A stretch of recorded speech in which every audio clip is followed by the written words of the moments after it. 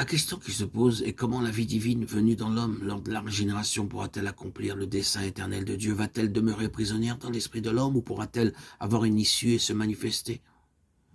Tant que la vie restera confinée dans l'homme intérieur, le chemin de Dieu sera obstrué. Le parfum ne sera jamais répandu. La parabole du grain de blé telle que l'expose le Seigneur dans Jean 12, 24, 25 nous enseigne une loi spirituelle par la voie de ce qui est naturel. En vérité, je vous le dis, si le grain de blé qui est tombé en terre ne meurt, il reste seul. Mais s'il meurt, il porte beaucoup de fruits. Celui qui aime sa vie, il parle ici de son âme, la perdra. Et celui qui est sa vie, il est toujours ici question de son âme.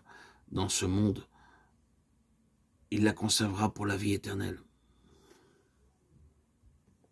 Qui ne se souvient des leçons de choses enseignées en classe? Je me souviens de ce haricot que nous mettions dans de la terre contenu dans une boîte métallique et dont nous étions chargés de suivre la germination.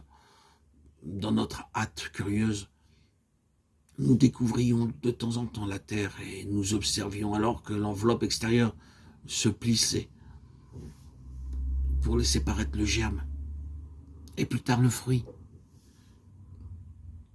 Cette leçon très simple illustre ce qui doit se produire en nous. Cette enveloppe est l'image de notre âme. Elle enferme l'homme intérieur, mais devra céder afin que la vie divine soit libérée. Notre vie propre doit mourir, en passant par les voies des déconvenues, des déceptions, du désespoir d'elle-même. Et comme l'enveloppe qui a cédé doit disparaître, de même notre vie propre doit être perdue pour être ôtée du chemin de Dieu.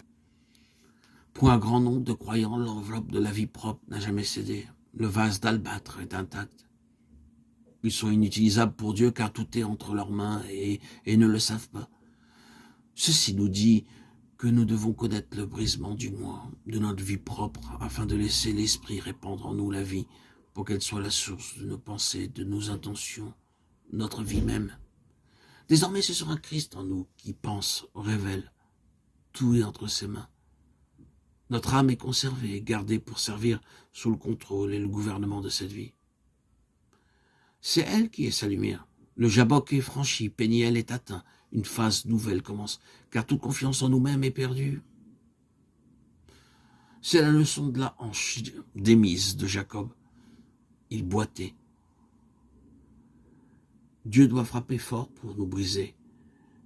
Et il veillera à ce que cet état de faiblesse soit maintenu durant toute notre vie. C'est là sa sagesse.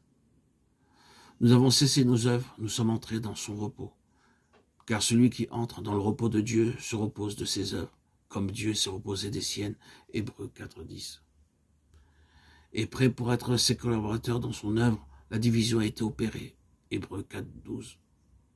Le Saint-Esprit a mis en lumière ce que nos mains tenaient.